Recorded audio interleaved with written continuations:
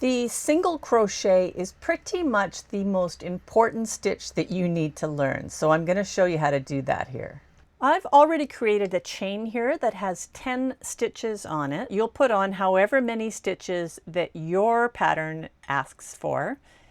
And as you can see, I'm counting here and I've got 1, 2, 3, 4, 5, 6, 7, 8, 9, 10 stitches. You don't count the stitch that's on the hook. So we've got 10 stitches. I'm going to add an extra stitch because you always want to have an extra stitch when you are turning around on a corner, and I'll show you why afterwards. So we're going to put on an extra stitch, and that's called my turning stitch. And then I'm going to insert my needle, my hook, into 2 stitches away. So we don't go into the first stitch here, we go into the second stitch, which is there. And the reason for that, if I went into this stitch and tried to start crocheting, it just pulls up the stitch that was already there. So you need to go into the stitch that's 2 stitches from your hook. So I just pulled that stitch out, so I'm going to put that stitch back on. So we have 11 stitches now, and I'm going to go into that second stitch. So not the first stitch from the hook, but the second stitch from the hook. When you're working the first set of chains, you want to work into the back leg of the stitch. So if you look closely at this stitch, you can see there are 2 legs. There is the front leg and the back leg. You see the V there of the stitch. So there's the front, which is right here, and then the back, which is this leg here. So when you're working your first set of single chains, you want to work into that back leg. So place your hook down into that stitch and then through the back leg, yarn over, pull up a loop, and then tug on that so that those are both consistently the same height. Wrap your yarn around your hook again, and then pull through both.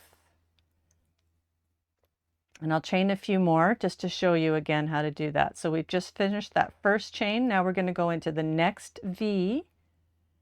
So we're going to go into that one there, into that back loop, put the hook into the hole, pull up a loop, and then I tug on them so they're generally the same height.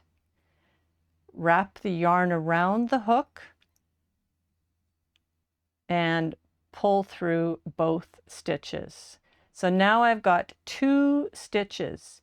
So again, we've just finished that stitch there, and we're going to go into the next stitch. So we poke into that hole, wrap the yarn around the hook, pull up a loop, tug so that they're generally the same height, wrap the yarn around again, and pull through both hooks on the loop. Same thing again.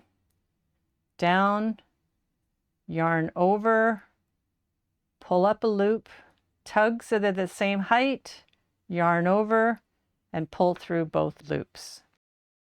Sometimes it's a bit hard when you're first beginning as to know which is the next stitch to work into, but you can follow the stitch that you just did. So there's the stitch on the hook, you follow it down, you can see that it's pulling up on that one there, that hoop right there, that loop. So you're going to go into the next stitch over. You've worked that stitch. So then into the next one, pull up a loop, yarn over, tug to make sure they're about the same height, and then pull through.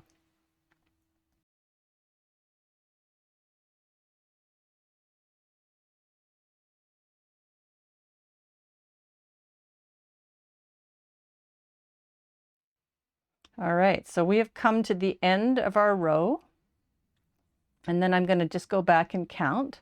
So again, you don't count the one that's on your hook.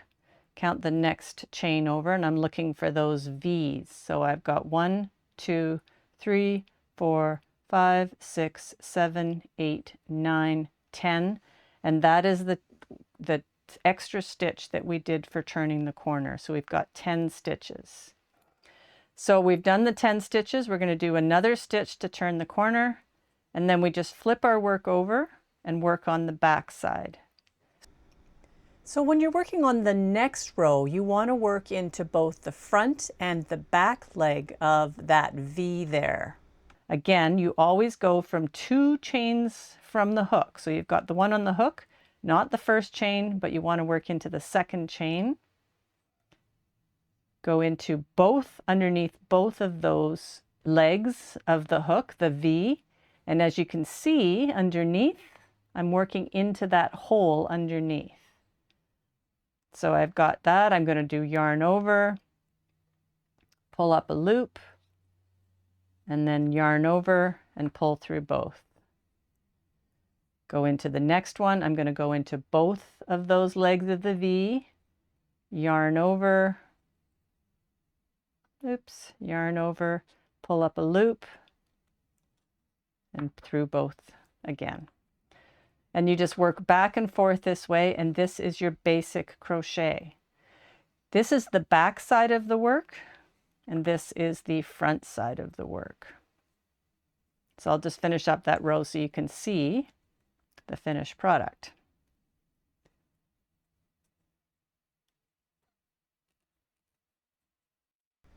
And there you have it. That is your first lesson on how to single crochet.